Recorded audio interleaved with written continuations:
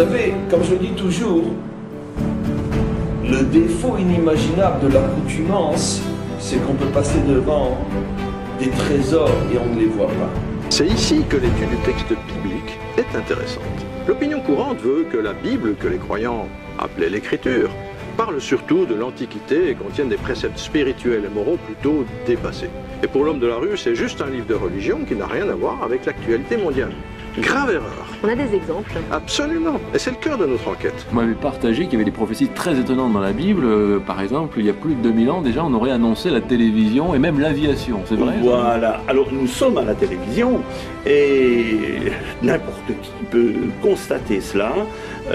Dans le chapitre 11 du livre de l'Apocalypse, précisément, il est question de deux personnages qui seront à Jérusalem et le texte précise que de toute la terre, on pourra les voir.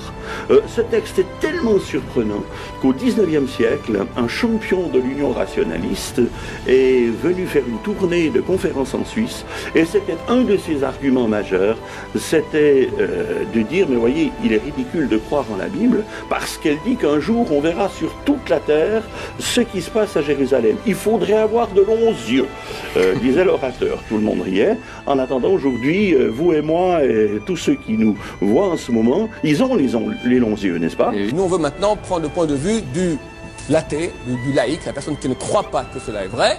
On veut une démonstration. Voilà un texte qui était incompréhensible encore au XIXe siècle et qui est une réalité pour chacun de nous maintenant et qui s'est vérifié rigoureusement exact.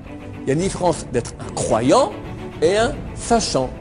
Le croyant, il se dit, j'ai un cactus dans l'armoire. T'as allé voir, tu sais pas? Peut-être oui, peut-être non. Le sachant, il ouvre l'armoire, il voit où il y en a, où il n'y en a pas. Il n'y a plus de point d'interrogation. Il y a une connaissance, il y a une certitude. Une croyance qui n'est pas basée sur un savoir est dangereuse. Peut-être tu te trompes. Mais juste pour donner une idée, laissez-moi citer d'abord une annonce prophétique qui tient dans la Bible en une phrase. On sait que les peuples de l'Antiquité utilisaient déjà la monnaie, comme le sesterce ou le drachme, pour faire leurs courses au marché ou payer les ouvriers.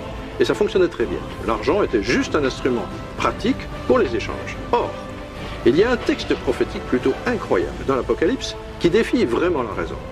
Ce très vieux texte a annoncé que les échanges commerciaux allaient un jour tenir une place centrale et que le contrôle du commerce allait mener l'humanité à accepter un contrôle absolu.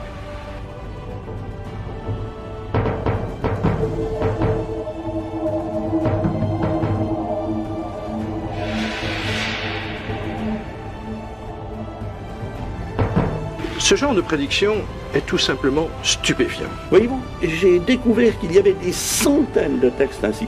Ce simple exemple montre qu'il y a dans la Bible des prédictions totalement inattendues, faites des millénaires à l'avance et qui peuvent concerner carrément des nations entières. Ici, il s'agit explicitement, ni plus ni moins, que de l'économie mondiale. C'est vrai que s'il y a une époque qui parle d'économie mondiale et de régulation tous les jours, c'est bien la nôtre. Absolument. Rendez-vous compte que ce texte a été écrit il y a 2000 ans, à l'époque romaine. Ça devait paraître du délire total à ceux qui le lisaient. Pourtant, c'est écrit. Aujourd'hui, on a la crise de la dette, des problèmes de parité monétaire, le capitalisme financier qui apparaît comme une sorte de monstre que nos dirigeants essaient de dompter. C'est vrai qu'à l'époque romaine, c'était complètement incompréhensible. Et notez qu'aucun autre écrit au monde, en dehors de la Bible, n'a fait ce genre de prédiction.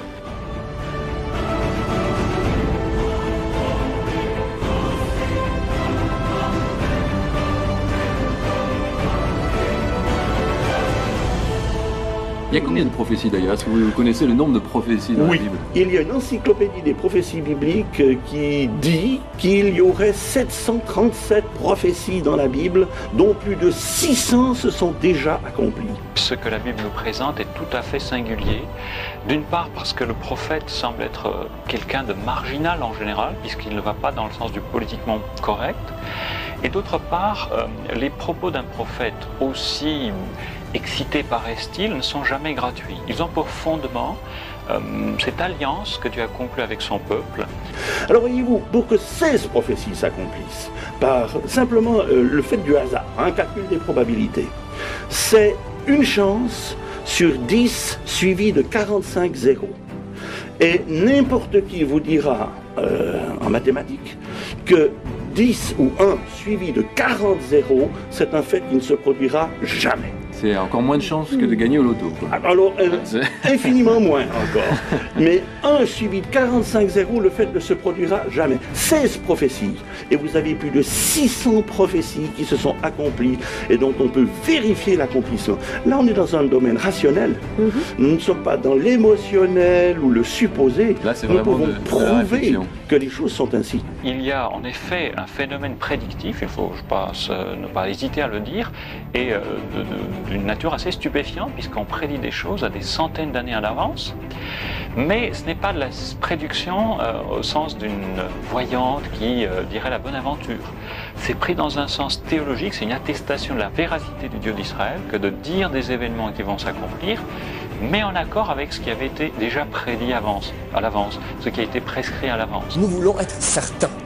Ce cours s'adresse maintenant à des gens qui sont des non-croyants, qui veulent, à la fin de ce cours, ils doivent savoir, sans aucun doute, que la Torah est d'origine divine. Donc on ne peut pas s'amuser avec des interprétations. Les prophètes dans la Bible reçoivent la parole de Dieu. Je crois que ça n'est pas seulement des prévisions pour l'avenir, c'est aussi des éclaircissements, c'est aussi par exemple des avertissements. Nous n'allons prendre que des prophéties dont le caractère est extrêmement précis, pas besoin d'interprétation. Bien qu'il y a beaucoup de prophéties donc, dans le sens étopate, moi ça ne m'intéresse pas. Je vais m'attacher uniquement aux prophéties dont le sens est clair, net, précis. On peut faire une démonstration qu'à partir de ce type de prophétie, on sait ce que l'auteur de la prophétie a voulu me dire.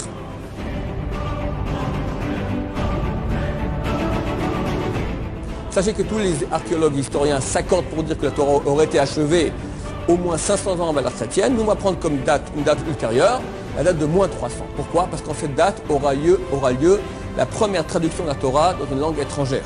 Le roi Ptolémée va contraindre 72 sages juifs de traduire la Torah en grec, ce sera la traduction de Septante. Première fois que la Torah est traduite dans une langue étrangère. Dès ce jour, il y a des copies de la Torah des Juifs en grec dans toutes les grandes capitales de l'Empire grec. Donc il y en a c'était fait à Alexandrie, là-bas a lieu la traduction. Alexandrie, il y en a à Athènes, il y en a à Antioche, il y en a à Amman, il y en a dans le monde entier. Dans toutes les bibliothèques et dans toutes les grandes capitales de l'Empire grec, il y avait des livres, il y avait des bibliothèques. Il y a un exemplaire de la Torah des Juifs en grec. Ça signifie que si quelqu'un maintenant à Jérusalem veut aller modifier le texte de la Torah, rajouter un point supplémentaire, il doit aller dans toutes les bibliothèques du monde, ce qui n'est pas concevable. Donc nous sommes certains que la Torah que nous possédons aujourd'hui n'a pas été modifiée au moins depuis 2300 ans.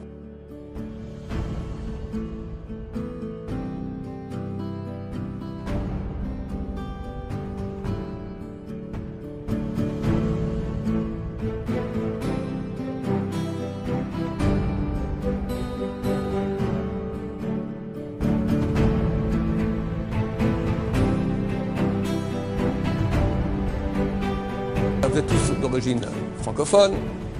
Votre capitale, c'est donc Paris. Parlons de Paris. Voilà, je suis sorti un moment, Dieu m'a parlé. Et Dieu m'a fait une prophétie concernant Paris. Chers anciens Parisiens, sachez que votre capitale, dans quelques siècles, pour aucune raison, ni de cataclysme naturel, ni de pollution, ni de guerre atomique, pour aucune raison, peu à peu, les Parisiens en auront marre d'habiter Paris et vont quitter la ville. Ça sera un processus qui va durer des siècles, très très lent. Et au bout de quelques siècles, Paris deviendra une immense ville fantôme, habitable, mais complètement vide. Et je rajoute un détail de poids, ça va rester comme ça des millénaires. Ok, j'écris ma prophétie, je mets mon tampon, je mets dans l'enveloppe, je ferme, je mets dans la banque en Suisse. À Genève, UBS, une banque suisse. Dans le coffre, terminé. 120 ans passent, je quitte ce monde, vous aussi, et les années passent, 2100, 2200, 2300, 2400. Vers 2500, on voit que peu à peu à Paris, les gens commencent à quitter Paris, mais c'est un processus très très long. Et ça dure comme ça des siècles. Vers l'an 3000, Paris devient une immense ville fantôme, complètement vide. Ça reste comme ça des millénaires, 3000, 4000, 5000. Vers l'an 6000, une équipe d'archéologues creuse sur le site de la ville de Genève. Et quelqu'un donne un coup de pioche comme ça, clong, et ça fait un peu métallique. Son métallique, il ouvre, il déblaye, il voit UBS, un peu rouillé comme ça. La banque, les copains, on a trouvé la banque, c'est le filon, il y aura de l'or, des diamants, hop, on rentre, on ouvre les coffres, et on voit prophétie du Rav Ron Shaya, mars 2008. On ouvre, on voit que tout ce que j'ai écrit, c'est effectivement réalisé à propos de la ville de Paris. Suis-je prophète, oui ou non? Commenter, est-ce que c'est possible? Qu'est-ce que vous dites? Là, à tous les coups, oui. On va passer maintenant à la démonstration. Attachez vos ceintures. Ce n'est pas pour rien que je prends l'exemple d'une ville comme ça qui, tout à coup, se vide de ses habitants. On a un cas similaire dans l'histoire d'une des plus grandes villes de l'Antiquité. Il s'agit de la ville de Babylone.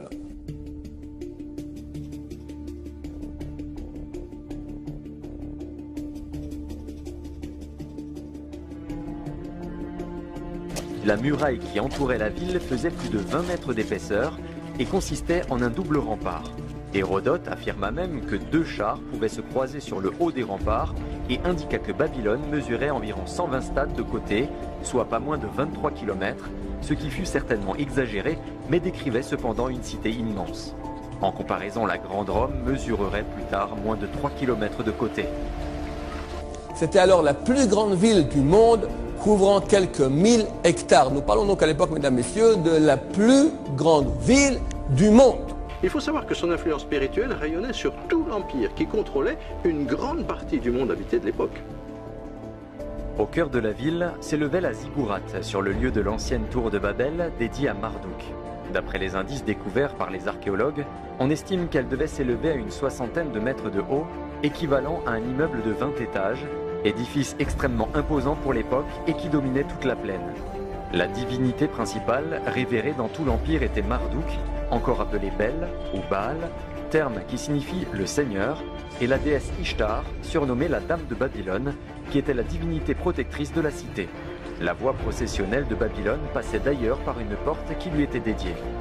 Si le nouvel an babylonien se fêtait au printemps, à l'équinoxe et durant 12 jours, la vie de la capitale était rythmée par des fêtes religieuses, pratiquement tous les mois, avec des processions dans la ville, dont certaines conduisaient au sommet de la ziggourate. Parmi les corps de prêtres, dépositaires du savoir séculier et religieux, se trouvaient des prêtres devins, des prêtres exorcistes, médecins ou astrologues. Cette fameuse ziggourate, cœur de la vie babylonienne et dédiée à Marduk, était considérée comme le centre du monde, point de communication occulte entre le ciel et la terre. La vie quotidienne de Babylone était totalement imprégnée de rites magiques, envoûtements et désenvoûtements, malédictions, sorcellerie et innombrables pratiques occultes en droite ligne de l'ancienne Babel. Au palais, la salle du trône comportait 8 étages, un faste incroyable, 25 siècles en arrière. Babylone fut d'une puissance telle qu'elle était devenue totalement imprenable. Au niveau culturel, l'astrologie, l'astronomie qui vont développer les Babyloniens. À tous les niveaux, cette ville se trouve à son époque au top niveau du monde. C'est la grande mégapolis, la capitale la plus importante de l'Antiquité. Les anciens citaient d'ailleurs ces fameux jardins suspendus comme une des 7 merveilles du monde. À ce même moment, viendront 2 des plus grands prophètes juifs, Isaïe et Jérémie, et qui vont faire une prophétie qui pour l'époque est absolument démentielle. C'est alors qu'Ésaïe fit une prédiction totalement stupéfiante. Il déclara que Babylone viendrait châtier les tribus restantes d'Israël et que Babylone serait à son tour un jour abaissée et même complètement détruite et abandonnée à un point inimaginable. Isaïe chapitre 14. Et Babylone, la perle des royaumes, la gloire, l'orgueil des Chaldéens, sera comme Sodome et Gomorrhe bouleversée par l'Éternel. Elle ne sera plus jamais habitée, elle ne servira plus de résidence jusqu'à la fin des générations. Le même scénario que j'ai dit auparavant à propos de Paris, le voici ici prophétisé il y a 2600 ans à propos de Babylone. Et Babylone, la perle des royaumes, le superbe joyau des Chaldéens, sera comme Sodome et Gomorrhe, dévastée par Dieu. Elle ne sera plus jamais habitée ni peuplée, de génération en génération. Ce sera le repère des bêtes du désert. L'oracle prononcé contre Babylone semble impossible. À cette époque, Babylone règne sur le monde. Et les 2 petites tribus juives n'ont pas eu beaucoup de poids. Mais ce n'est pas tout. Jérémie, même topo. Jérémie dit donc à Seraya, quand tu arriveras à Babylone, tu auras soin de donner la lecture de ces discours. Ensuite tu diras, Éternel, c'est toi qui as décrété qu'on s'est dit sa complète destruction. au point que nul n'y habitera plus, ni homme, ni bête, et que s'est trouvé réduite à l'état de ruine éternelle. On parle de bêtes domestiques, parce que là-haut c'est marqué qu'il y aura quand même des bêtes sauvages. Mais les bêtes sauvages, ils auront leur gîte. Bête sauvage, ça veut dire qu'elle est détruite. On parle maintenant, elle n'est plus habitée. Donc même topo, Jérémie, Isaïe, entre les deux, il y a environ 70 ans d'écart. Jérémie fut le porte-parole d'une prophétie unique. Quand Babylone s'élèverait jusqu'aux cieux, quand elle rendrait inaccessibles ses hautes forteresses, des dévastateurs viendront contre elle de ma part. Parole de l'Éternel. Un cri se fait entendre de Babylone et un grand fracas du pays des Chaldéens. Car l'Éternel dévaste Babylone, il en fait taire la grande voix.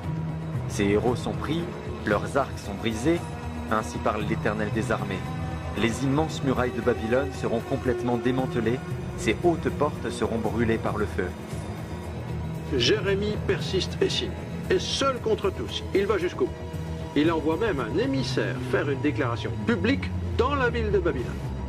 Jérémie dit à Seraya, « Lorsque tu arriveras à Babylone, tu diras, « Éternel, c'est toi-même qui as parlé sur ce lieu pour qu'il soit retranché et qu'il ne soit plus habité ni par les hommes ni par les bêtes, mais qu'il devienne une désolation pour toujours. Et quand tu auras achevé la lecture de ce livre, tu y attacheras une pierre et tu le jetteras au milieu de l'Euphrate. » Déclarer devant des déportés que l'empire qui dirige le monde va être rayé de la carte de la sorte, il a même osé prédire la destruction des murailles de Babylone, et même affirmer que la ville deviendrait un désert.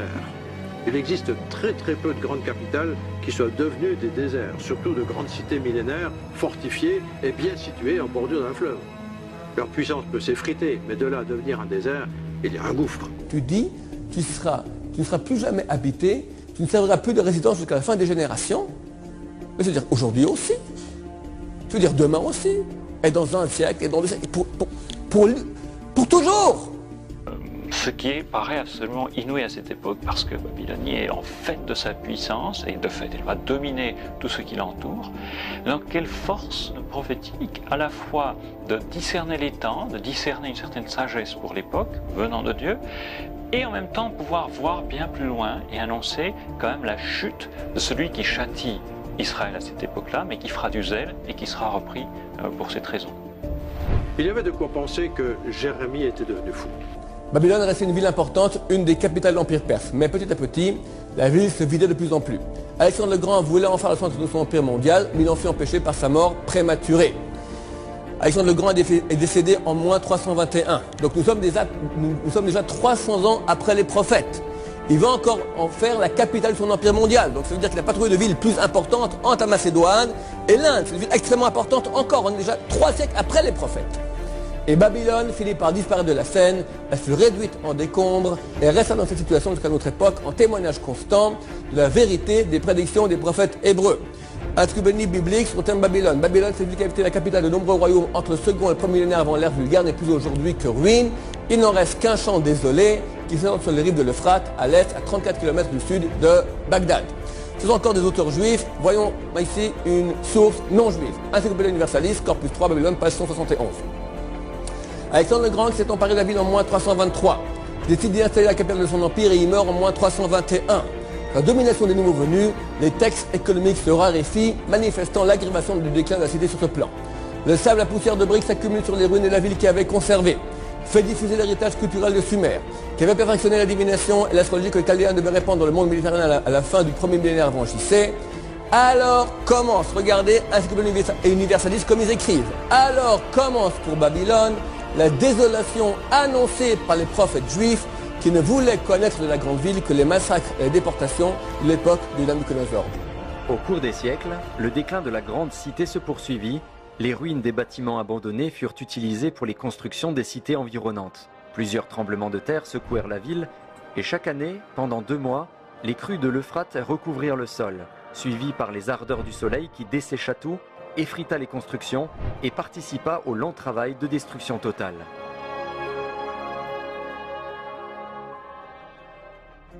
Mais c'est très dangereux de faire une prophétie pareille. Vous savez, où se trouve Babylone? On vient de le voir auparavant. On va le voir tout de suite. 34 km au sud de Bagdad.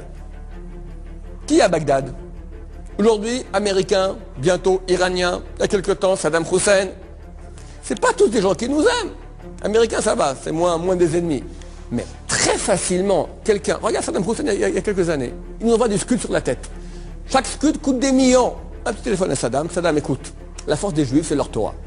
C'est marqué dans la Torah que jamais Babylone sera reconstruite, jamais plus habitée. C'est pas compliqué. Tu as des milliers de prisonniers dans tes prisons. Prends 1000 prisonniers, 10 bus, 100 personnes par bus, tu les amènes sur le site de Babylone, tu mets des tentes. Tu as 1000 personnes qui habitent Babylone, ça veut dire qu'elle est habitée. Du jour au lendemain, si des gens vont habiter Babylone, qu'est-ce qui se passe? Que font les religieux dans le monde entier? Razabab, bikini, Acapulco. Terminé. Terminé. On n'est pas les blagueurs. Ou c'est vrai, ou c'est à peu près vrai.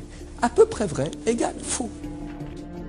Dans un passé récent, Saddam Hussein, qui s'était autoproclamé successeur de Nabucodonosor, souhaita lui aussi restaurer la ville, au moins en partie.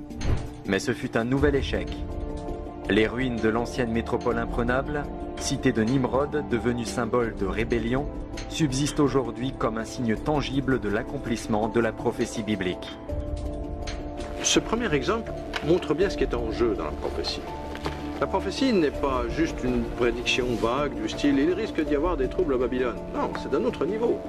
La prophétie manifeste, dévoile l'état spirituel, on va dire, d'une nation à un certain moment donné de l'histoire et en montre les conséquences à plus ou moins long terme. C'est écrit.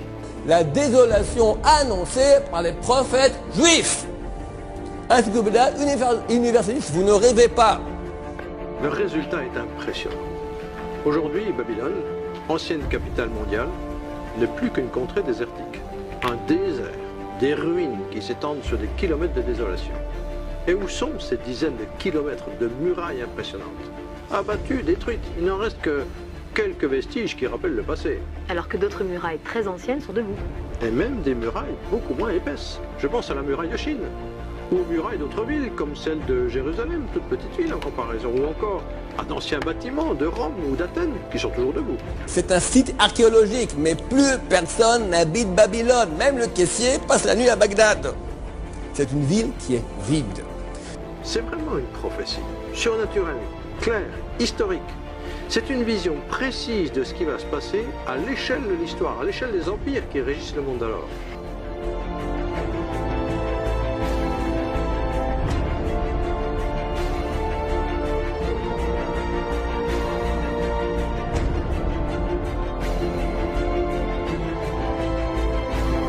Il est impossible, un être humain ne peut pas savoir à 100%. Tu as une chance. Bien sûr, au niveau probabilité, tu as une chance sur 1000, on va dire. Mais le prophète dit à 100%. Ça sera à 100% comme ça. Tu veux dire, ok, alors, vu qu'il y a une chance sur 1000, peut-être qu'il est tombé. Mais si on voit 10 fois, 20 fois qu'il a une chance sur 1000 de tomber juste et tombe toujours juste, là où la probabilité arrive à des chiffres tellement astronomiques, nous sommes certains ici qu'il y a une prophétie. Nous sommes convaincus, du point de vue rationnel normal, aucun être humain ne peut savoir à 100% à l'avance le futur d'une ville entière sur des millénaires. Tout le monde est d'accord là-dessus?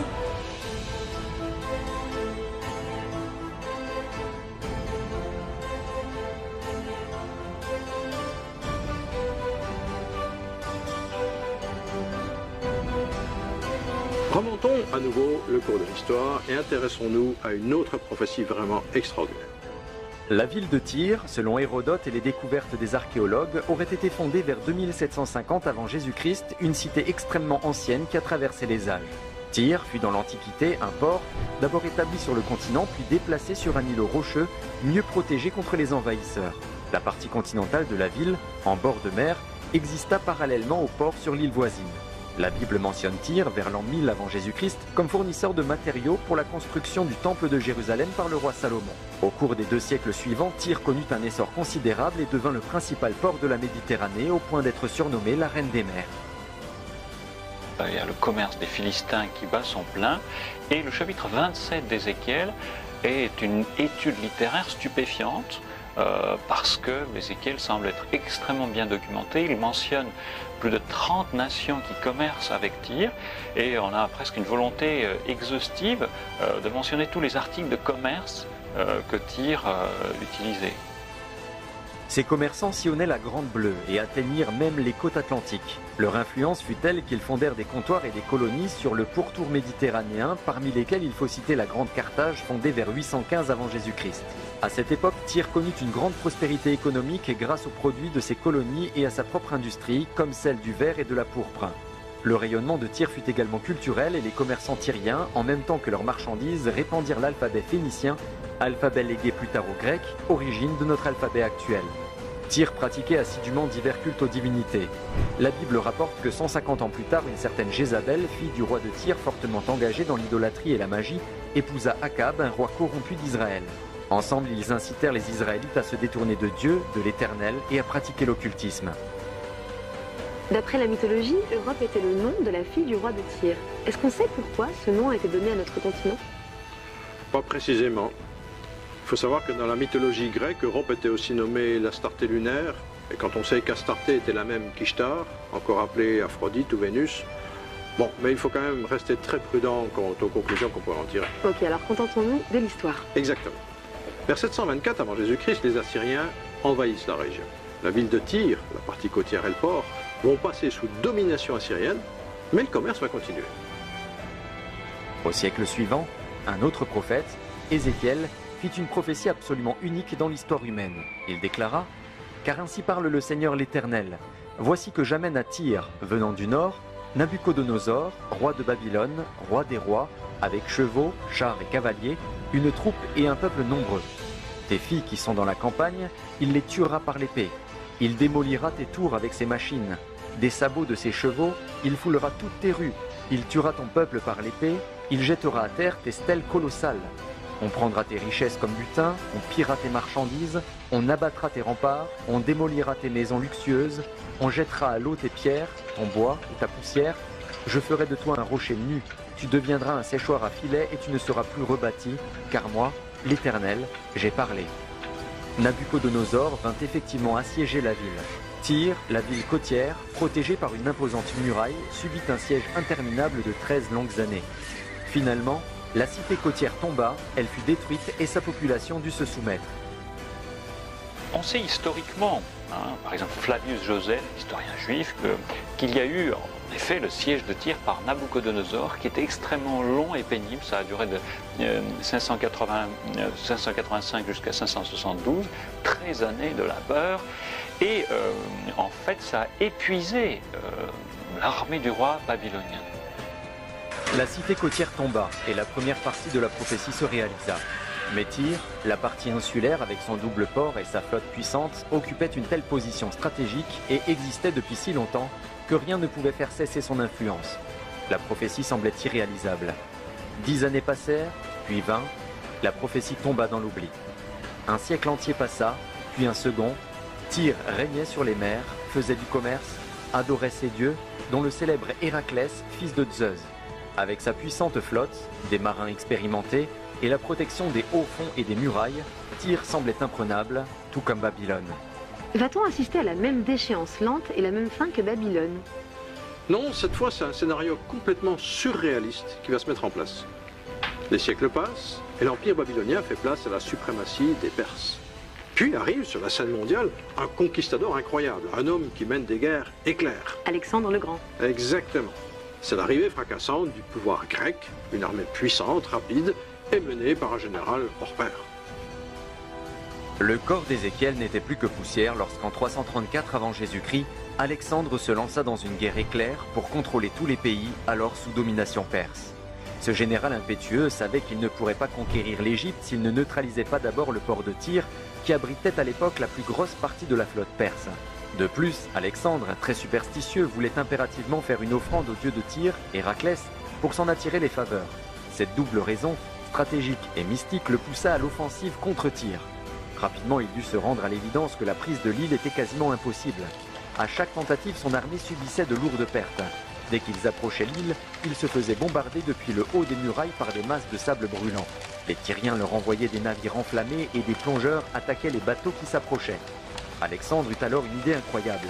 Puisqu'il avait soumis la ville côtière, il donna l'ordre à son armée d'en abattre les bâtiments et d'utiliser les ruines, le matériau, le bois, les pierres et tout ce qu'il trouverait, de tout jeter à l'eau et d'en faire une digue jusqu'à l'île. Ce fut un travail de forçat. Il fallut jeter à la mer des tonnes de matériaux pour relier l'île à la terre par une digue de 800 mètres édifiée au milieu des eaux.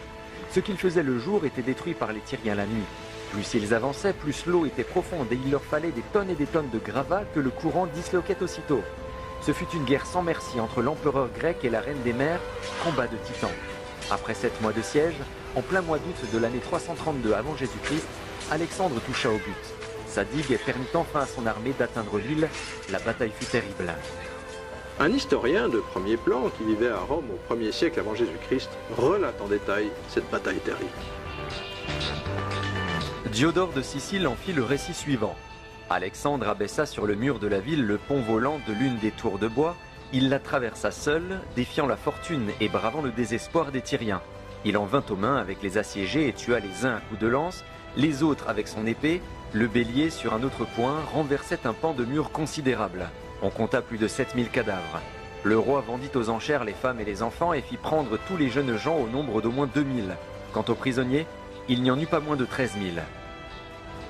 Alexandre a donc conquis l'île imprenable et s'est empressé d'apporter son offrande au dieu Héraclès. Désormais, les Grecs ont la suprématie sur la mer et ils peuvent aller attaquer l'Égypte et les autres pays de la Méditerranée. C'est une histoire incroyable. Et rappelez-vous, la prophétie d'Ézéchiel, 240 ans avant, et qui précisait textuellement « On abattra tes murailles, on renversera tes maisons de plaisance et on jettera au milieu des eaux tes pierres, ton bois et ta poussière. » C'est vraiment impressionnant. Et même la géographie du Liban a changé, puisque l'île est devenue une presqu'île. Oui, l'ancienne île est aujourd'hui une avancée dans la mer.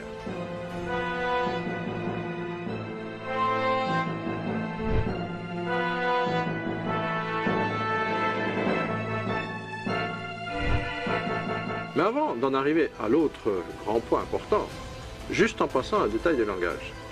Le texte dit « Je ferai de toi un rocher nu, un lieu où en étend les filets, tu ne seras plus rabattu. » Or, aujourd'hui, l'île, avec son port, est devenue une presqu'île, et on y trouve des immeubles, des rues et des maisons. Est-ce que ça contredit la prophétie? Puisque le texte disait « Tu ne seras plus rabattu » alors qu'on y trouve des constructions.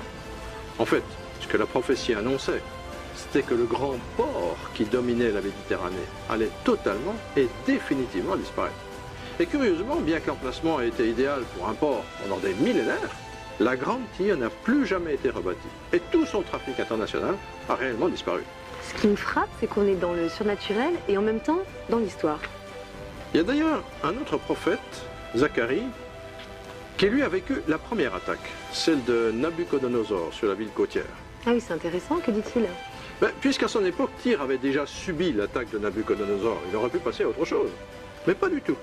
Il a même confirmé que pour Tyr, ce n'était pas fini. En 520 avant Jésus-Christ, il prophétise lui aussi que la ville doit être jetée dans la mer.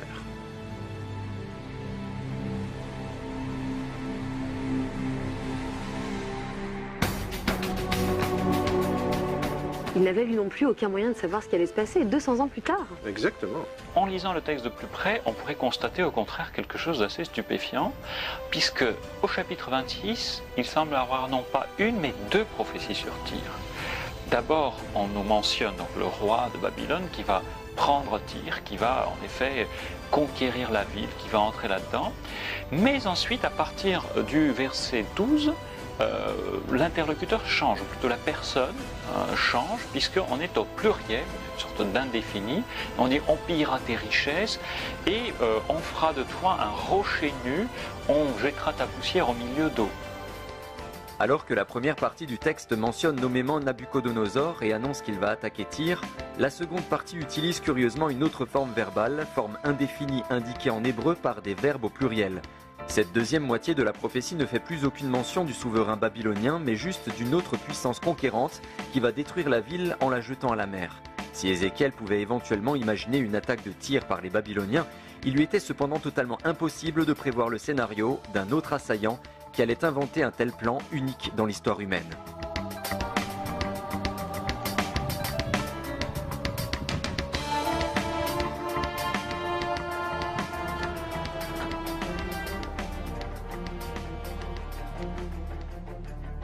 Ne cherchez pas des preuves religieuses, philosophiques, scientifiques, c'est de la foutaise tout ça.